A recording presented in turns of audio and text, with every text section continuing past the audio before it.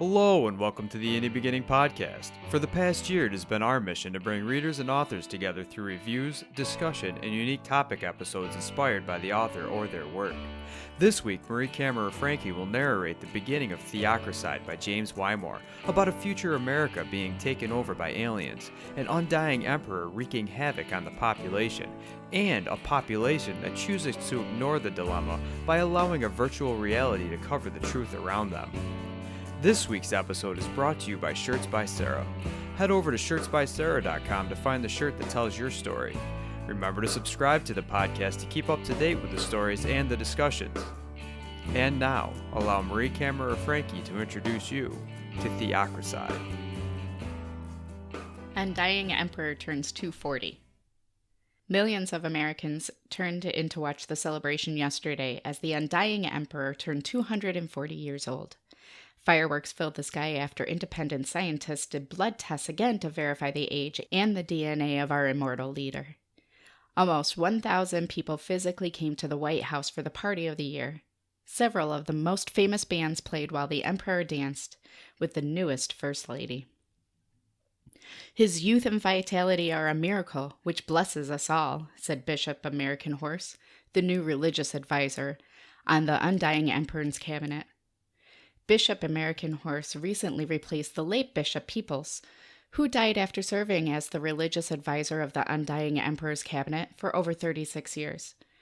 The appointment was part of the birthday celebration, which lasted for hours, available via live computer vid to every American anywhere in the world.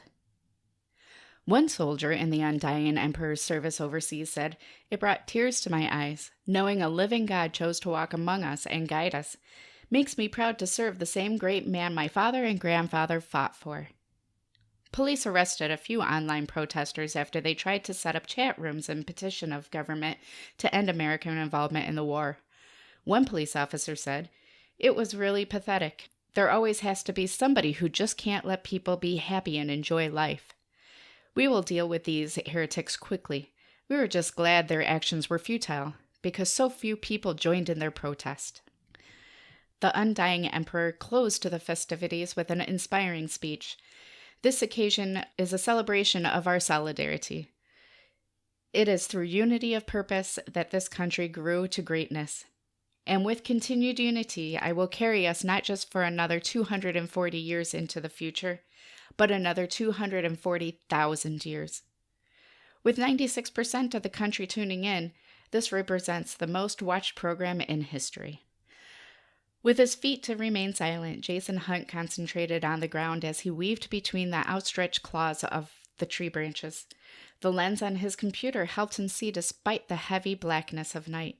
He deliberately lifted each foot higher to avoid rocks and roots which looked deceptively flat on the computer projection screen wrapped around his face like glasses. He controlled each breath so the tiniest sound would not give away his position to the people hunting him. He recognized the welcoming gesture of a large tree with wide branches ahead. He slipped around it, quietly leaning his heavy pack against the trunk and pressing in so the tree would support his weight, letting him rest. Risking his own safety for a moment, Jason did a quick check on each of his companions. Jason knew he couldn't help them now, but as he rested here, he just wanted some reassurance they weren't dead yet. He had to suppress the desire to talk to them, and the desire to hear their voices. It would be suicide to speak aloud now. The men chasing them were in the army of the Undying Emperor. They would not hesitate to shoot for an instant. Jason winked in his left eye, engaging the user interface of the computer. The computer then tracked his eye movements as he raised the sensitivity of his microphone to maximum. The speakers inside each earpiece of his glasses began to hum as Jason strained to detect the faintest sound within 30 feet. Hearing nothing, he lowered the volume and then pulled the glasses off the front of his nose so they hung below his chin. Nobody ever removed their computer. He stared into the dark sky, waiting patiently for his eyes to adjust to the near pitch black. Only a tiny sliver of a moon illuminated the forest tonight, with enough brownish smog wafting on the air to block out any starlight. The pollution filtered the crescent-shaped spot of a moon behind layers of brick-red silk. Jason's father had always said something about the moon having turned to blood, but Jason never understood what that meant. Right now, he had to exploit the small advantage. His pursuer would never remove the computer. Eventually, his eyes could distinguish the gray of the trees through the darkness. Jason quietly peered around the edge of a trunk, serving as his fortress, and scanned the woods. He traced the ground and every silhouette with precision, searching for any abnormality. His heart leaped when he spotted the steel toe of a black combat boot poking out from a tree trunk about 40 feet away. The computer would never recognize it as anything more than a rock. Jason pushed his glasses back into place, remaining as behind his tree as he could so the light from the glasses would not give his position away. The projected light temporarily night-blinded him. Jason had to ignore the blur from the tears to blink up his computer screen, selecting the tree serving as cover from his enemy. Immediately, a dim red glow highlighted that tree from all those around Jason. As he returned to the main program, he would be able to find this tree easily from any angle. A predatory smile pulled at Jason's mouth. He loved the moment when the game turned, when the hunted became the hunter. He knew his quarry, the highest-ranking ROTC cadet in the university. In another year's time, the cadet and his team would be fighting, and most likely dying, in the service of the Undying Emperor.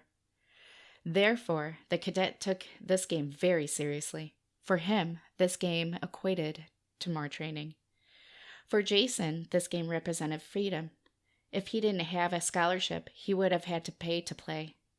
His father had been training him all his life, but Jason never appreciated the value of training until he started playing tag. Whenever two undefeated teams played against each other, the stress of the game escalated. Adrenaline pushed them to the breaking point. Whoever won would go on to represent the university against the other teams at state level. Jason pitied his opponent as he silently slid a mock grenade out of his pack, recalled his memorization of the trees, and squeezed the grenade. It wouldn't really explode, of course. It would just send out a scrambling signal, which all the nearby computers they wore would register as an explosion. Light and noise would fill their senses. Gauging the distance carefully, Jason tossed the grenade in a wide arc. Before it hit the ground, he jumped out and started running behind it. He clasped his hands together with one forefinger pointing forward and the other curled as if around an imaginary trigger. The computer recognized the virtual gun, pulled up red crosshairs to indicate the target. In real war, their backpacks would have large guns mounted on electrical motors, which automatically followed the crosshairs. The enemy peeked out when he heard Jason's footsteps. He took a wild shot before he saw the grenade and reversed to dive the other direction. Jason pulled his glasses down on his nose and peered over the small line above the top rim. As expected, white dots and rumbling noise filled the screen for a few seconds.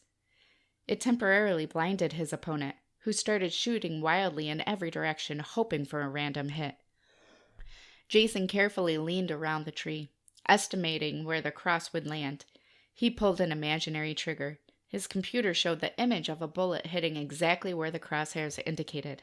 "No!" a young man's voice roared in anger. His glasses flashed red, indicating his death in the game.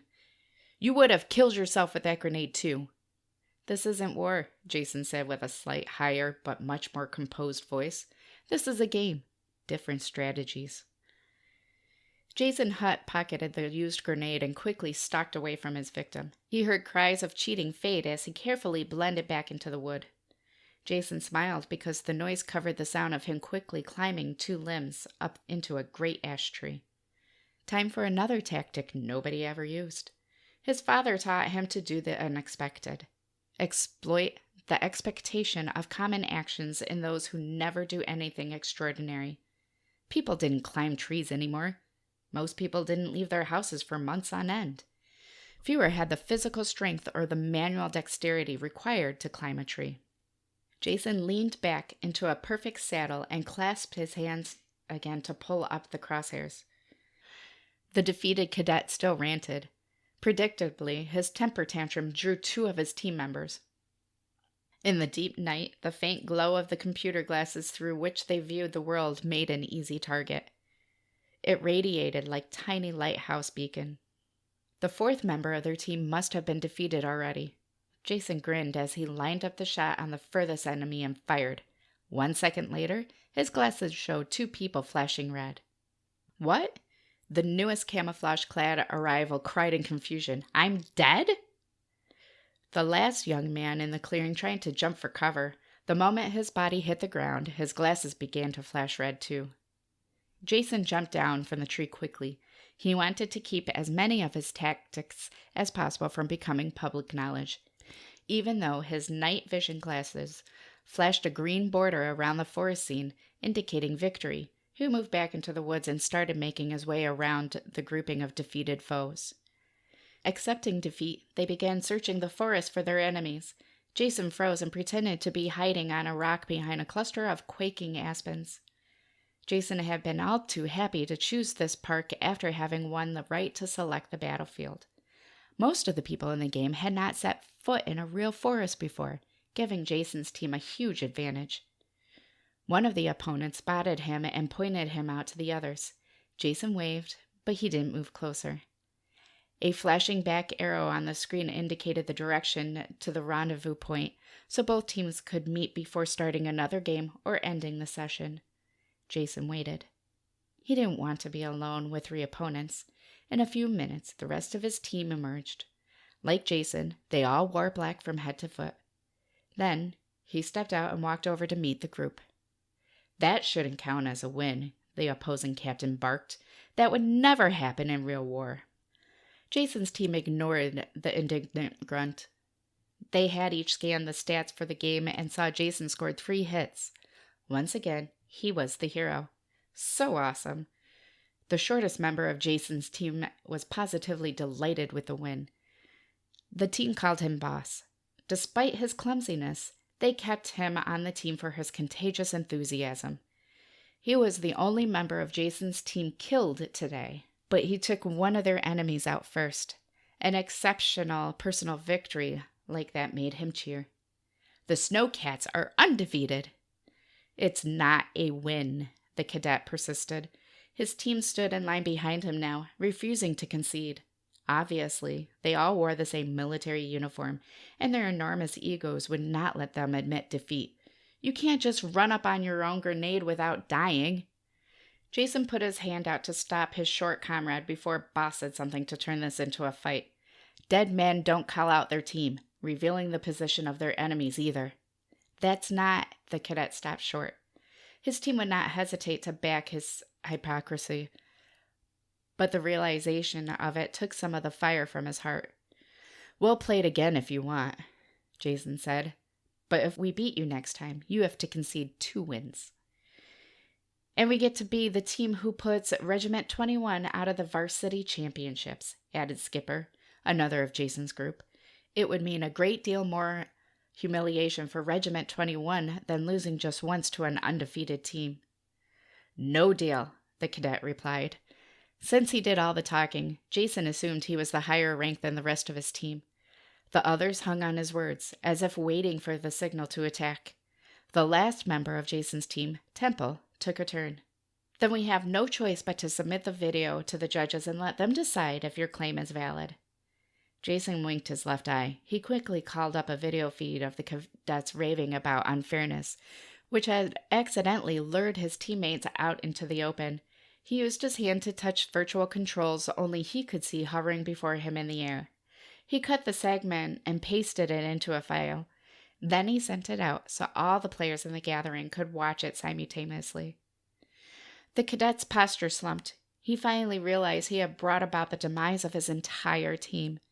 Without a word, he winked the controls up and touched the imaginary concede button in the air. This is not over, he growled. One way or another, it's not over.